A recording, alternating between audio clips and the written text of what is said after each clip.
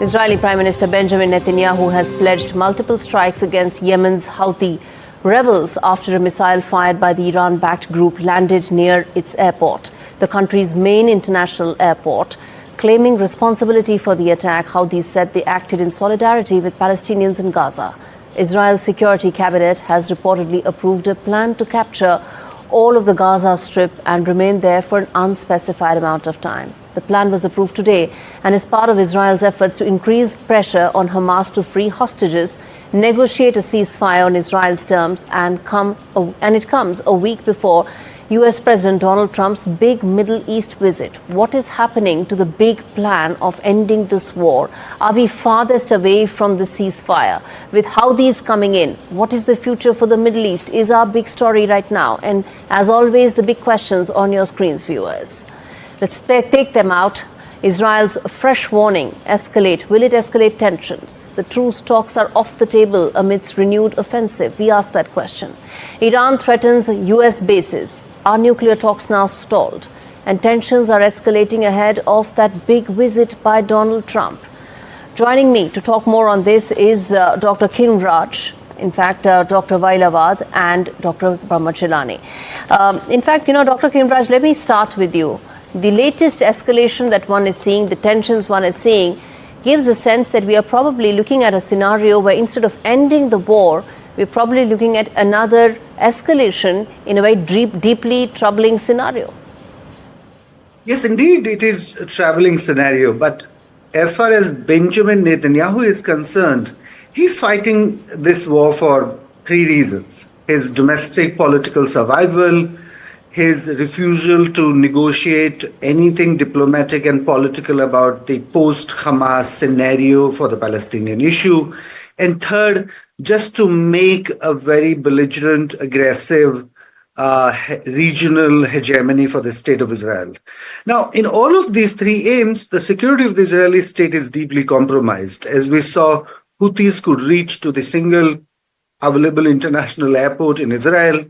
And the whole country is in actually domestic infighting. The infighting in Israel is almost like a civil war. And the president and the ex-chief justice of Israel have openly said that we are officially in a civil war as far as domestic divisions are concerned. And for all of this, Netanyahu uses the war in Gaza as a proxy. It's really a proxy war for him. There is no real war in Gaza. It's much into the domestic Israeli they may not. You may say that there is no war in Gaza, but these Houthi rebels are, yes, they have been able to beat the Iron Dome. They've been successful in ensuring that they land and a strike in Israel. But that indicates another round of escalation, doesn't it, Dr. Jalani? Yes, especially because the Israeli Prime Minister says that Iran is behind the latest rocket attack on the Ben Gurion International Airport. So in a way, he's implying that Israel will impose costs on Iran. That signifies potential escalation. But look at the larger picture. First, you have Israel that's still engaged in wars against Hamas in Gaza, against Hezbollah in southern Lebanon, and now against the Houthis. Then you have the US under President Trump. He came to office promising to He will end this in one day. No, he said he will end the war in Ukraine, and he will also calm the Middle East. But he has done the opposite. He has been bombing Yemen for the last 50 days now. And questions are being asked as to what the US is achieving through this bombing campaign. He, in a way, has encouraged Israel to continue with its wars. And then in Ukraine, he's now supplying air defense systems to Ukraine as if his efforts at promoting a ceasefire are failing. So for Trump, things are not going well. For Israel, while it's clearly dominant militarily, yet it is fighting non-state actors. All these groups, the Houthis, the Hamas, the Hezbollah, all of them. They're all non-state actors. And the only state actor that that the Israeli Prime Minister is now threatening to impose costs on is Iran. But Iran is not a small country. Iran is a major military power. And if there was any kind of direct conflict between Israel and Iran, that Yes. would certainly put the entire Middle East on fire. It indeed would. Dr. Awad, where do you see this in terms of an Iran-Israel conflict escalating, given the fact that Prime Minister Netanyahu did mention Iran in so many words?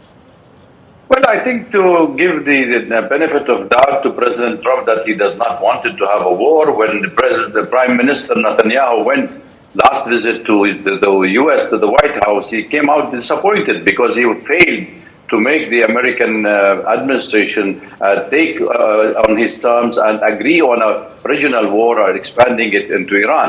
So Iran has been on the main target for Israel. In fact, if you what Dr. Brahma have missed is Syria, that has been getting the brunt of the Israeli bombing throughout the night and the day for no reason now. You have already removed Hezbollah, you removed Iran, you removed Assad, but then also the same group which you have supported since 2013, now they're saying these are terrorist group and we have to keep bombing them. So I think what is the survival of Netanyahu is the more he continue in power, and the more he has to continue war in the region. And I think the Houthis have given him the message that they are independent with Iran. No doubt that Iran have supported the Houthi, but remember, Guri, that the Houthis have been Ansarullah. They have been fighting a war, coalition war, since 2015 when the United States led that war. And then they stopped over, the Saudis, the UAE pulled out, and again they have taken part in this war and saying that if you stop the war on Gaza, we will halt our operation against Israel. Okay, Dr. Kinraj, this comes ahead of President Trump's important visit to the Middle East. All eyes will be whether he's able to convert some of these challenges into possible opportunities for a ceasefire. Does that look likely? No, it doesn't. I don't think he hopes for any ceasefire. But what is going to be interesting in Israel? Israel doesn't want his trip to Saudi Arabia go hassle-free. Remember, for last 2 years, Saudi Arabia promised it would normalize relations with Israel. But Israel went on a belligerence, meaning Israel refused to have any kind of a post-war conversation about Hamas or Gaza. So Saudi Arabia will strike a deal with America without having normalization with Israel. That's a big diplomatic loss for the Israeli state. Second, in the last 2 weeks, Netanyahu has made it very clear that he's not happy with Trump administration when it comes to Trump's policy towards Erdogan in Turkey and Iran. In fact, if we notice the recent firing of the National Security Advisor from the White House, Mr. Waltz, he was fired precisely because he was briefing Netanyahu more on the Iranian issue than Trump would like him to do. Okay. So actually, very soon we would realize that Trump will make some very unkind statements against Netanyahu's leadership. So maybe we should brace for that. As we wrap this up, Dr. Shilani, I want to ask you, what would you expect to be the best case scenario in terms of President Trump's visit to the Middle East next week, given the volatility right now? This is a very important visit by Trump, his first since he took over, returned to the White House. He'll be holding a summit with Gulf state leaders. He'll be unveiling his Middle East vision. He'll be seeking to promote greater U.S. involvement in peace building in the Middle East. In his first term, he had the Abraham Accords. He did make forward movement.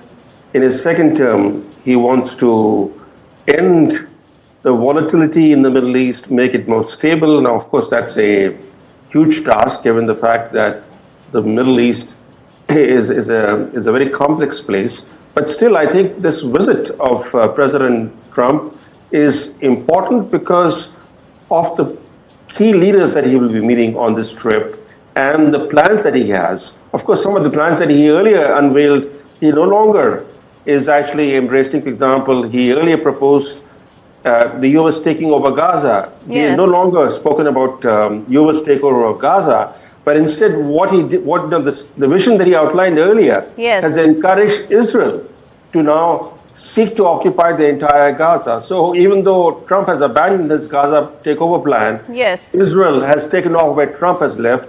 But I think Trump certainly means business. He certainly wants to pacify or at least stabilize the Middle East. And I think we'll have to wait and see as to what he achieves next week when he embarks on his first second-term visit overseas.